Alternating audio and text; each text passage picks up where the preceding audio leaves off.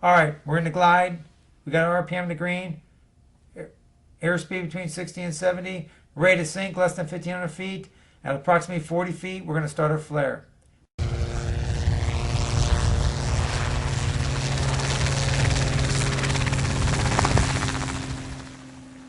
All right, we're in the glide. We got our RPM to green. Airspeed between 60 and 70. Rate of sink less than 1,500 feet. At approximately 40 feet, we're going to start our flare. Now we're not going to abort. We're going to continue with the practice auto rotation. We're going to bring it to the next step. We're going to do the flare. Once the cross checks are okay, approximately 40 feet, we want to initiate a flare with some aft cyclic. Just enough cyclic to stop our rate of descent and reduce some forward airspeed. I like to see as we initiate the flare, so we don't balloon up and we don't hit the ground, is a nice gentle flare while continuing to flare until we're ready for the power recovery. I tell my student, look outside, don't worry about the gauges now, because a cross check was okay. Approximately 40 feet, gently start to flare with some aft cyclic, and that's going to reduce our forward airspeed and decrease our rate of descent. When we flare, I like to see the RPM in the yellow when we flare. And that's what I like to see. I like to see the gentle aft cyclic when we flare. Not too much to balloon up and not too little so we continue to hit the ground. I like to see a gentle flare, and as we flare, I want it up to about 106%, 107%. Because I don't want the flare and then the RPMs just to sit there. Because as soon as we stop flaring, you're not G-loading the blades, you're not coning the blades, and your RPM is going to start coming down. And then all of a sudden, that's not going to set us up for the power recovery. I like to see the gentle aft cyclic when we flare. Not too much to balloon up and not too little so we continue to hit the ground. If our rate of descent is really fast, we're going to pull more. If our rate of descent is not enough, we're going to back off a little bit on the flare. And so that's kind of what we're looking at when we flare.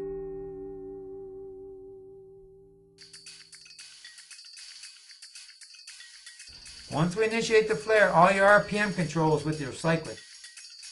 If the RPMs are going too high, the only way to stop the RPM is with some gentle forward cyclic. The RPMs will immediately stop, and as soon as they stop, you can continue flaring again.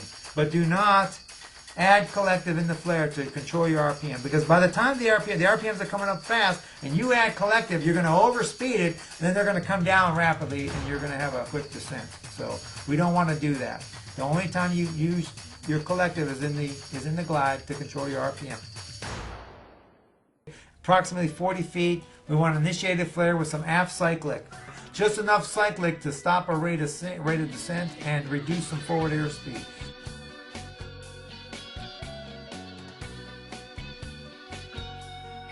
Some of the things that affect the flare are going to be your entry airspeed, your gross weight, the temperature outside, the wind.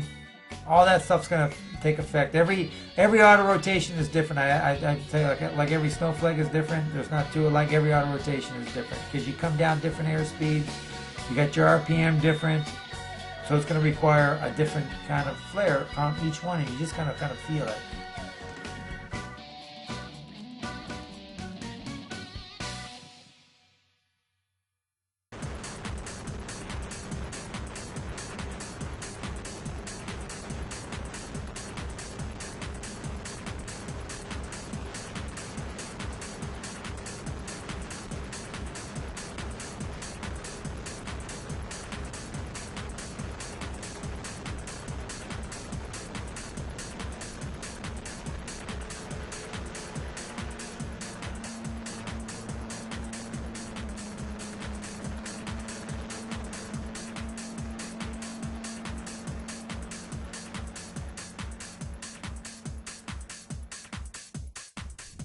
The recovery is where you exit the auto rotation.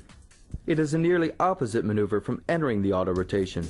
Whereas the entry was down collective right pedal and aft cyclic, the recovery is forward cyclic, up collective, and left pedal. The recovery is forward cyclic, up collective, and left pedal. Approximately 8 to 10 feet skid height. Level the helicopter with some forward cyclic And while we're pushing forward, then that's when you start bringing the collective in, start joining the needles, add throttle if necessary, and left pedal to maintain heading, and then terminate at no lower than a 5-foot hover. We're about 8 to 10 feet, and the tail's real close to the ground. We have to level the helicopter now. At the end of the flare, we have to level the helicopter with forward cyclic, and as we push forward, we're going to bring some collective in. And as your RPMs are floating down, you got a lot of energy, so it's simultaneously up collective, forward cyclic, and then terminate at no lower than a 5-foot hover. What I see is a lot of guys flare, and then all of a sudden they stop the flare, and then they jam the cyclic forward, and then they pull collective while the nose is down, and then they do like a massive run-on. While the nose is still high, add the collective. Since we start leveling the helicopter, adding collective, maintaining our heading with the left pedal, we're going to need a little bit of left pedal. We want to terminate to a 5-foot hover, no lower than a 5-foot hover. If needed, we're going to bring it all the way down to the ground if the engine doesn't come on. Be prepared to touch ground straight and level. Approximately 8 to 10 feet skid height above the ground. We're going to start pushing the cyclic forward to level the helicopter. Just prior to the nose becoming level, we want to start adding the collective at this point. And if needed, we'll roll on some throttle to maintain RPM. We'll add the collective, simultaneously leveling the helicopter, left pedal, because we're adding collective. We don't want any yaw because it's going to yaw to the right. So we want to make sure that we add the pedal, keep it straight.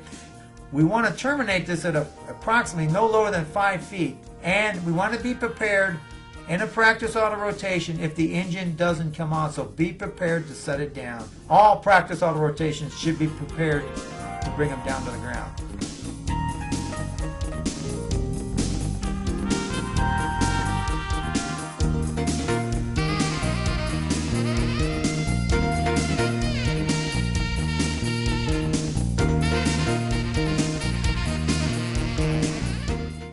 A high percentage of training accidents occur after many consecutive auto rotations.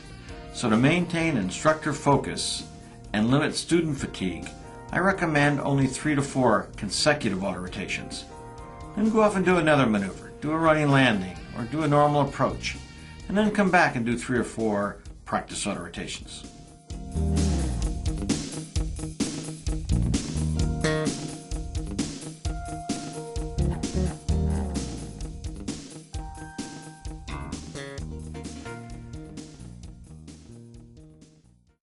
The 180-degree practice auto rotation causes most of our practice auto rotation R22 accidents.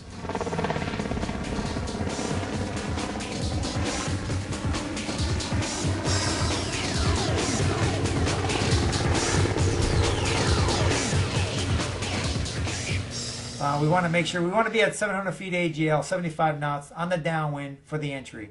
We want that extra 200 feet because on the straight end we could do it at 500 to 700 feet on this one. But this one, you should be at 700 feet because when we make the turn, you're going to lose a lot of altitude quick. So we start them up a couple hundred feet higher for the 180 auto. So on the entry, compared to the straight end, definitely be at 700 feet, 75 knots on the downwind. We want to do our cockpit check, gauges green, warning lights out, fuel, carb heat on, 75 knots, 700 feet AGL. When we are beam our target area on the downwind, 75 knots, 700 feet AGL, that's when we want to enter the auto rotation. And we want to do everything the same as before. It's down collective, right pedal, aft cyclic. And don't start your turn till the RPMs start coming up. If the RPM's coming up, control your RPM, then immediately start the turn.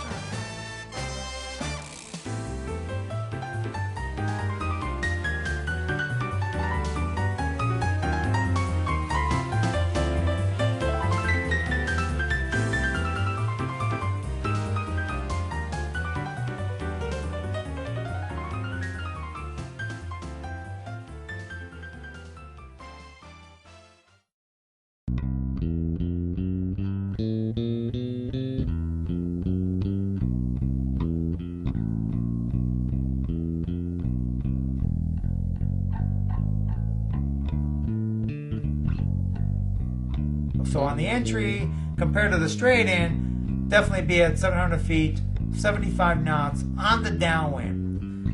And don't start your turn till the RPMs start coming up. If the RPM's coming up, control your RPM, then immediately start to turn. You start your turn, gentle turn. Don't want to do too steep of a turn. Too steep of a turn, you start losing a lot of lift and start falling rapidly. That's a common error. Once the glide is established, we start our turn. As we're in the turn, you're going to put some G loading on the blades. You're going to cone the blades. Coriolis effect is going to happen. Your RPM is going to wind up in the turn. So we need to control that with some up collective.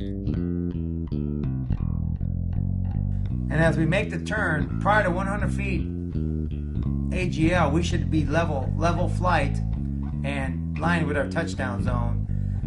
But then as all that collective that you had in the turn now, as soon as you level off, there's no more G-forces, G-loading on the turn, so the blades are going to come out. Your Coriolis effect is going to be opposite. Your mass is going to move out. Your RPMs are going to come down. So as we roll out of that turn, we have to remember to reduce the collective to maintain the RPM in the green. The 180-degree practice auto rotation causes most of the practice auto rotation R22 accidents. Therefore, it's especially important to check the same parameters we check on the straight-in auto rotation prior to the helicopter descending below 100 feet AGL, plus one more, and that's the turn must be completed prior to 100 feet AGL. So the four parameters we'll check on the 180-degree auto are airspeed, stabilized between 60 and 70 knots, rotor RPM stabilized between 97 and 104%, a normal rate of descent, usually less than 1,500 foot per minute, and the turn should be completed prior to 100 feet AGL. Of these four parameters, I feel rate of descent is perhaps the most important.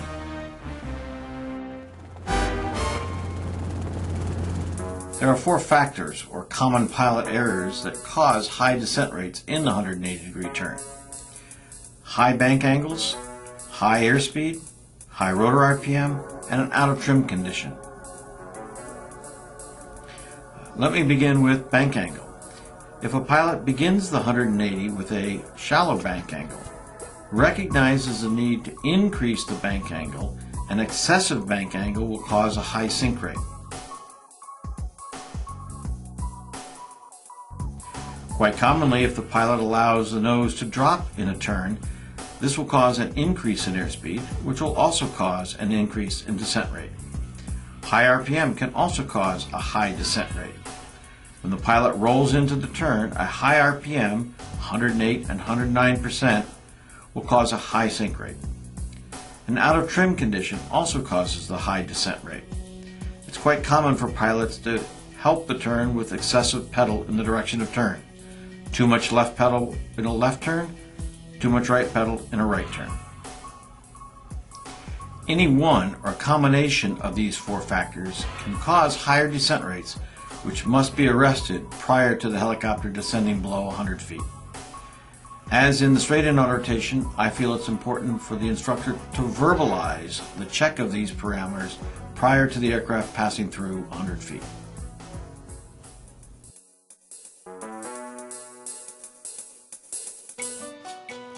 So the four parameters we'll check on the 180-degree auto are airspeed, stabilized between 60 and 70 knots, rotor RPM stabilized between 97 and 104%, a normal rate of descent, usually less than 1,500 foot per minute, and the turn should be completed prior to 100 feet AGL. If these parameters are not met, the instructor should terminate the auto rotation and initiate an immediate power recovery. Since the idea is not to let the helicopter go below 100 feet unless these parameters are met, the check of these parameters has to be done above 100 feet. I recommend instructors make this check verbally, either by calling out 100-foot check okay, or actually looking at the instruments and RPM is good, airspeed is good, descent rate, normal, usually less than 1,500 foot per minute, and the turn is completed. If these four parameters are met, we can continue past 100 feet.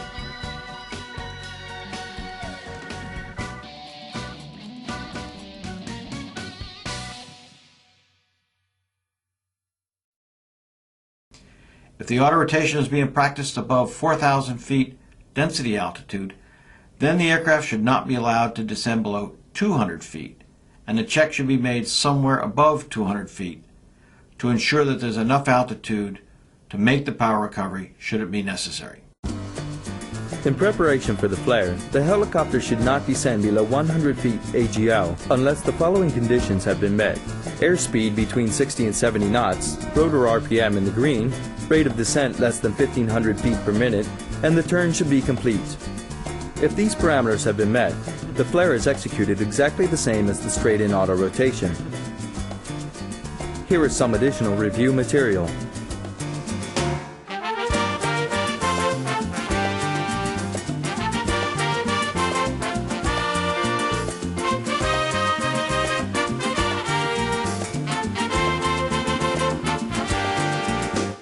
Approximately 40 feet, we want to initiate a flare with some aft cyclic.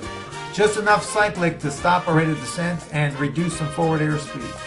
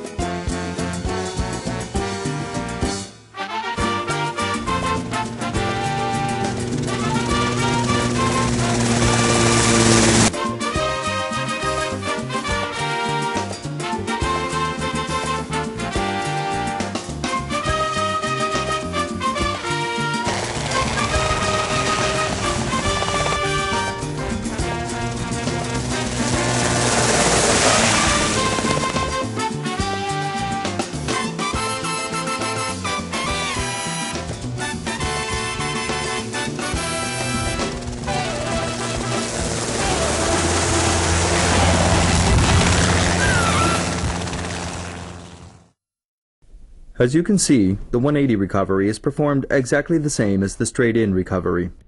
Here is some additional review.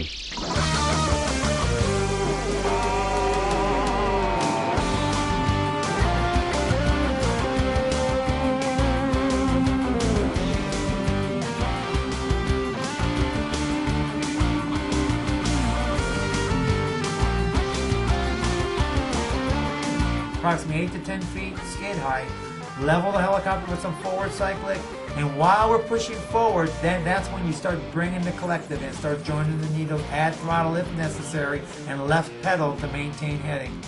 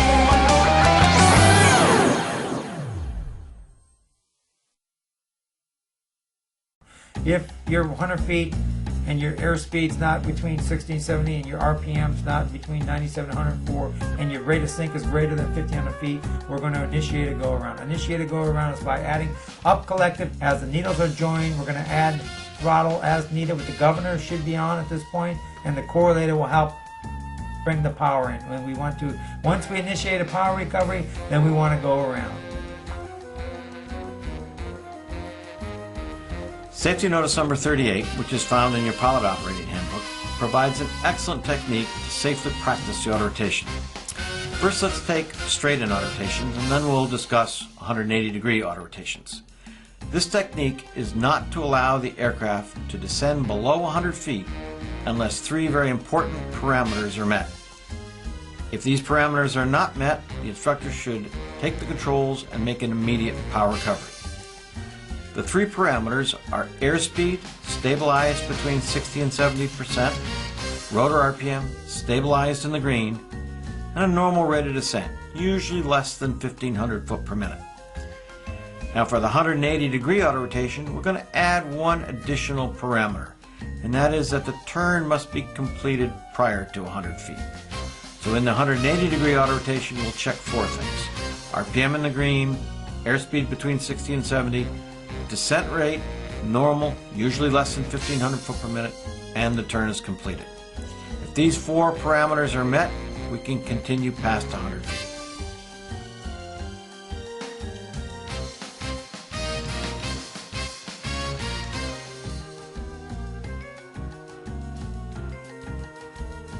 Now the thinking of this 100-foot check is if the student arrives at 100 feet and either the RPM, the airspeed, or the descent rate is not right, the mistake was made at higher altitudes.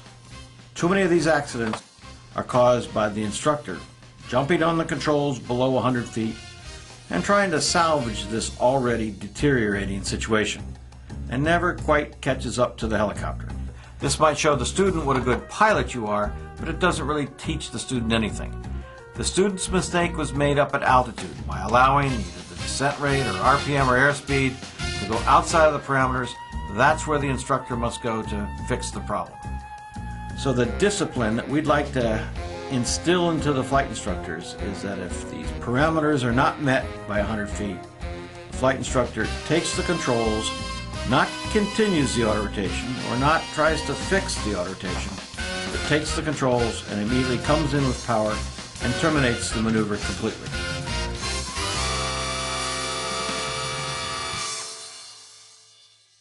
To abort the auto rotation, to initiate a power recovery, we're going to raise the collective to join the needles. If needed, add throttle to assist the governor. Remember, whenever you're on downwind, about to do a practice auto rotation, you're going to conduct the maneuver that causes most of the non-fatal accidents in the R-22.